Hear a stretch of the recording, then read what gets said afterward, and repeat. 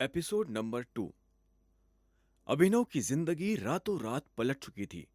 उसके साथ जो हुआ उस पर उसे अभी तक यकीन नहीं हो रहा था।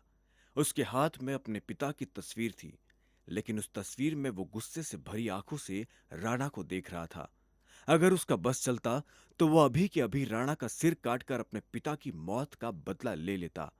जब अकरम ने अभिनव को इस हाल में देखा तो बोला, मैं मैं तुमसे पूछना ही भूल गया। तुम तुम इतने सालों तक कहाँ थे? अभिनव ने अपनी दर्द और गुस्से भरी आंखों से अकरम को देखा और बोला, पापा के जाने के बाद मेरी परवरिश एक अनाथ आश्रम में हुई। कुछ सालों बाद मैं वहां से बाहर निकला और काम करने लगा ताकि अपनी पढ़ाई का खर्च उठा सकूं। लेकिन आप लोग इस दौरान मुझे ढूंढने क्यों नहीं आए? अकरम ने यह सुन अपनी पलक झपकाई और कहा, ऐसा नहीं था कि हमने तुम्हें ढूंढा नहीं, लेकिन संजय के जाने के बाद माफिया वर्ल्ड में अफरा तफरी मच गई थी। हम उसे भी संभाल रहे थे और तुम्हें भी ढूंढ रहे थे। पर इन सब के बीच वक्त के साथ तुम्हारा चेहरा बदलता जा रहा था, इसलिए तुम्हें ढूंढ पाना बहुत मुश्किल हो गया था।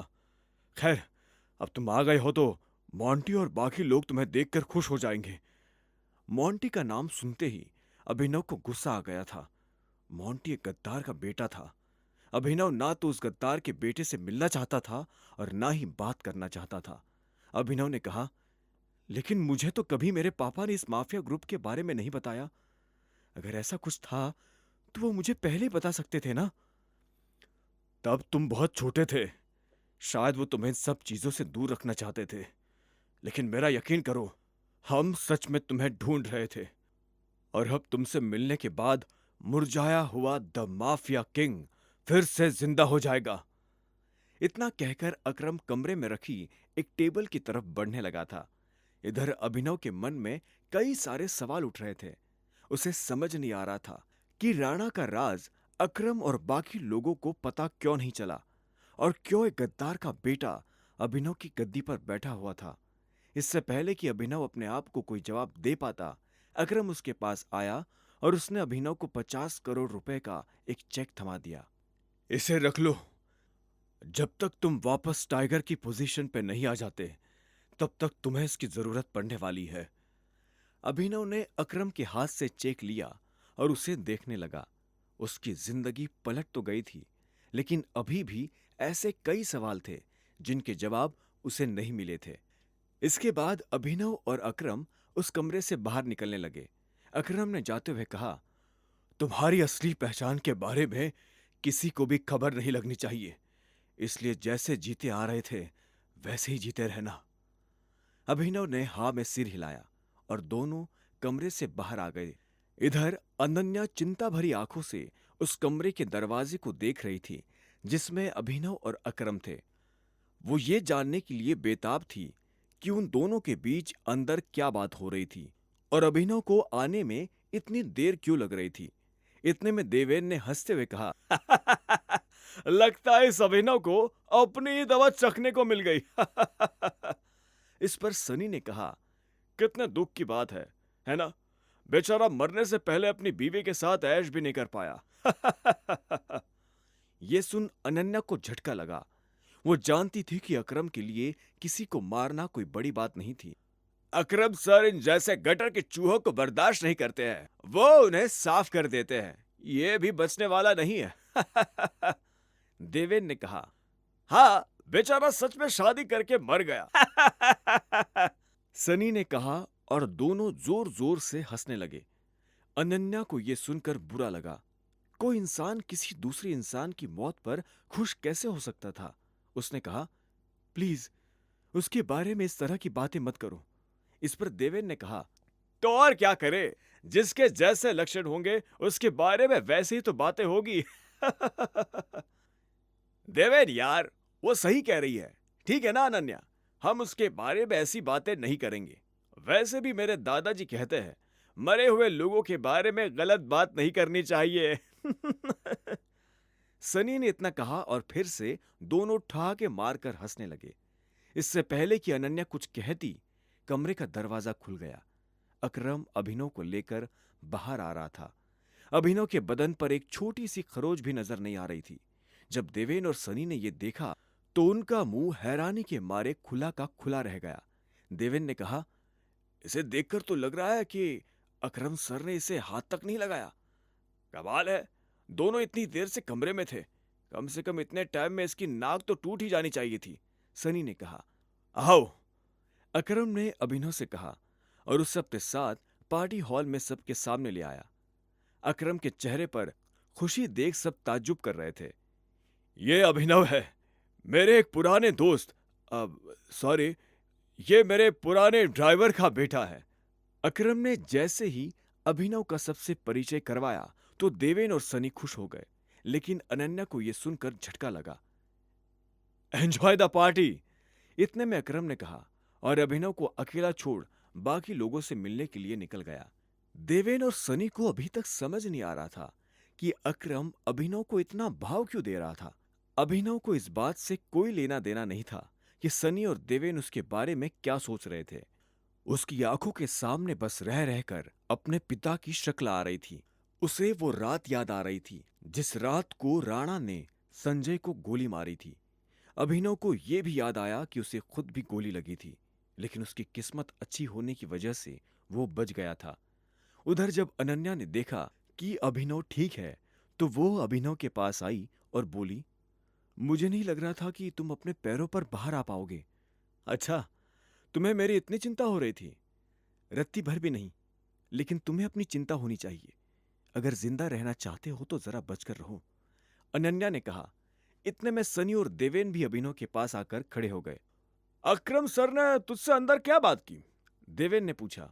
अभिनव ने उसे घूरते हुए देखा और कहा, उन्होंने कहा कि अगर देवेन जैसा गधा तुमसे यह सवाल करे तो उसका जवाब मत देना। और अभिनव हंसते हुए वहां से आगे निकल गया। हरामखोर, देवेन ने उसे गाली दी, लेकिन अभिनव पर उसका कोई असर नहीं हुआ। उसके दिमाग में इस वक्त पहले से ही कई जरूरी चीजें घूम रही थी। इसके बाद पूरी पार्टी के दौरान अनन्या ने अभिनव से कोई बात नहीं की। वो दोनों अनन्या की गाड़ी में बैठ गए। अभिनव ने ड्राइवर से कहा, मेरा घर यहां से पास है, पहले आप वहां लेना।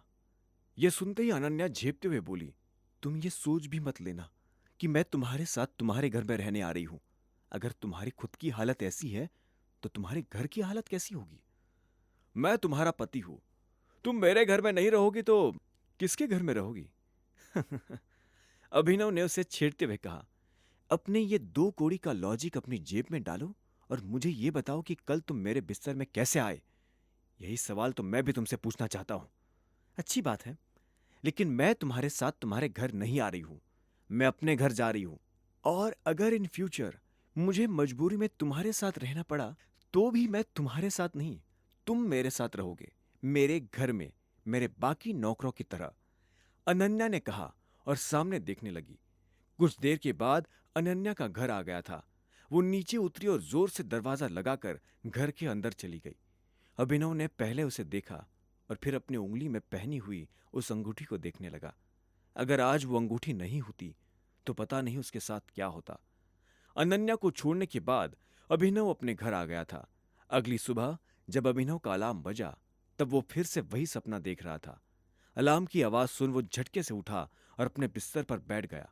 उसने उठते ही मन सबसे पहले अकरम को धन्यवाद दिया, जिसने उसके पिता की कंपनी को इतने सालों बाद भी जिंदा रखा, लेकिन साथ ही उसे अपने पिता को खोने का मलाल भी था। इसी ख्याल के साथ अभिनव बिस्तर से उठा और अपने काम पर जाने के लिए तैयार होने लगा। अकरम के हिसाब से उसकी डिलीवरी बॉय की जॉब उसे अपनी पहचान छुपाने में काफी मदद कर सकती थी। अभिनव ने अपनी जेब में अकरम का दिया हुआ चेक डाला और घर से निकल गया। 1 घंटे के बाद जब वो अपनी बाइक से ऑफिस आया और कॉरिडोर में चलने लगा तो उसके पीछे से आवाज आई, ए डिलीवरी बॉय! यह आवाज उसके साथ काम करने वाले हरीश की थी। हरीश उसे चिढ़ाने की कोशिश कर रहा था। उसे ऑफिस में अपना काम करने की नहीं, अभिनव को चिढ़ाने की तनख्वाह मिलती थी। हरीश उससे ज्यादा पैसे कमाता था, इसलिए वो अभिनव को हीन भावना से देखता था। अभिनव ने कहा, कुछ काम है, मुझे देर हो रही है। बॉस तुझे बुला रहे हैं। और कल बिना बताए कहां चला गया था तुम? अपने बाप की बारात में? ये सुन अभिनव की नसें गुस्से में फटने को आई थी। वो चाहता तो अभी हरीश के सारे दांत एक मुक्के में अलग कर सकता था, लेकिन उसने अपने आप को शांत किया और उसकी बात का जवाब दिए बिना अपने बॉस के कैबिन की तरफ बढ़ने लगा। Good morning sir. अभिनव ने कैबिन के दरवाजे में से थोड़ा सा झांकते हुए कहा। सामने बैठे उसके मोटे से बॉस ने उसे चिड़ी हुई नजरों से देखा और फिर अंदर आने का इशारा कर कहा, ऐसा क्या गुड है इस मॉर्निंग में? अभिनव के पास इस सवाल का कोई जवाब नहीं था। ऐसे में उसके बॉस ने आगे कहा, तू कल बिना बताए एब्सेंट कैसे हो गया है? अभिनव के पास इस बात का भी कोई जवाब नहीं था। वो चाहता तो अपने बॉस को कोई बहाना बनाकर टाल सकता था, लेकिन अभिनव झूठ नहीं बोलना चाहता था। ऐसे में उसके बॉस ने फिर से कहा, तुझे पता है कि कल कितनी सारी डिलीवरीज थी? तेरी वजह से हमें कितना नुकसान हुआ इसका अंदाजा भी है तुझे? पर सर, मुझे महीने में एक कैजुअल लीव तो मिलती है ना। तो फिर शट अप। काम तुझसे होता नहीं, बस बहस करने आ जाता है। ये कंपनी क्या तेरे बाप की है? ये सुनते ही अभिनव का पारा गर्म हो गया। उसने गुस्से में अपनी मुट्ठी भींच ली और घूरते हुए अपने बॉस को देखने लगा। घूर क्या रहा है? अपना सामान बांध और चुपचाप निकल यहां से। You are fired. अभिनव को यह सुनकर झटका नहीं लगा। असल में वो जानता था कि उसके साथ ऐसा कुछ बहुत जल्दी हो सकता था। उसका बॉस और देवेन एक दूसरे को बहुत अच्छी तरह से जानते थे। कल पार्टी में अभिनव ने देवेन को जिस तरह से जवाब दिया, उससे उसे समझ आ गया था कि आज नहीं तो कल ये होकर रहेगा। ऐसे में अभिनव ने बॉस से कहा, ठीक है सर, मैं जा रहा हूं। इस महीने मैंने जो भी काम किया उसकी सैलरी दे दीजिए। कल जो तेरी वजह से हमारा नुकसान हुआ, अगर मैं उसकी भरपाई तेरी सैलरी से भी करूं तो भी तुझे 10,000 रुपए अपनी जेब से देने पड़ेंगे। शुक्र मना मैं वो नहीं मांग रहा हूं। अब निकल यहां से। ये आप क्या बोल रहे हैं सर? मैंने पूरे महीने काम किया है। एक दिन नहीं आया तो आपका 25,000 का नुकसान हो गया। मैं तब तक यहां से नहीं जाऊंगा जब तक मुझे मेरी सैलरी नहीं मिल जाती। अच्छा, रुक, अभी देता हूं तुझे तेरी सैलरी, उसके बॉस ने कहा और टेबल पर रखी घंटी बजा दी। अगले ही पल कमरे का दरवाजा खुला और 4 बाउंसर अंदर घुस आए।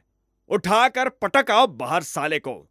बॉस के मुंह से यह सुनते ही वो चारों अभिनव पर धावा बोलने के लिए टूट पड़े, लेकिन इससे पहले उनमें से कोई अभिनव पर हमला कर पाता, अभिनव ने उन्हें पटकनी दे दी थी। उसने किसी का हाथ तोड़ा तो किसी का पांव, किसी के पेट में मुक्का मारा तो किसी की पीठ पर लात। देखते ही देखते बॉस के सारे आदमी ढेर हो गए थे। बॉस ये देख भौचक्का रह गया था। अभिनव अब सीधा बॉस के पास आया और उसकी गर्दन पकड़कर बोला, सैलरी। बॉस ने घबराहट में अपने ड्रॉअर में से चेक निकाला और उस पर अमाउंट भरकर कांपते हुए हाथों से अभिनव को थमा दिया। अभिनव ने चेक देखा और बॉस की गर्दन छोड़ वहां से बाहर निकलने लगा। इससे पहले कि वो बाहर आता, उसने बॉस की आंखों में देखा और बोला, एक बात याद रखना, आज के बाद अगर किसी के बाप पर गया तो गर्दन तेरी होगी और पंजा मेरा। ये सुन बॉस के होश उड़ गए थे। उसे पता था कि अभिनव एक गुस्सैल आदमी है, लेकिन उसने कभी उसका गुस्सा देखा नहीं था। इधर अभिनव भी जब ऑफिस से बाहर आया तो उसे एक अनजान नंबर से फोन आया। अभिनव ने फोन उठाया और बोला, हेलो टाइगर, अकरम। हाँ कहिए। टाइगर, मुझे तुम्हें किसी से मिलवाना है। वो हमारे माफिया वर्ल्ड का एक बहुत बड़ा नाम है और साथ ही तुम्हारे पापा और मेरा जिगरी यार बलराज। मैं चाहता हूं बलराज को पता चल जाए कि टाइगर लौट आया है, इसलिए शाम को डिनर के लिए होटल सफायर में पहुंच जाना। मैं तुम्हें एड्रेस भेज रहा हूं। अकरम के मुंह से बलराज का नाम सुनते ही अभिनव के बदन में झुरझुरी सी दौड़ गई थी। उसने बलराज का नाम पहले भी सुना था। इस शहर में बलराज का नाम बच्चा बच्चा जानता था और हर बड़ा आदमी उसके नाम से थर थर कांपता था। ऐसे में अभिनव को भी उससे मिलने में घबराहट हो रही थी। जिस बलराज से वो घबरा रहा था, असल में वो उसी का बॉस होने वाला था। पर क्या वो बलराज का बॉस बन पाता? क्या वो अपने पिता के दोस्त को अपना दोस्त बना पाता? जानने के लिए सुनते रहिए द रिटर्न ऑफ टाइगर, सिर्फ पॉकेट एफएम पर।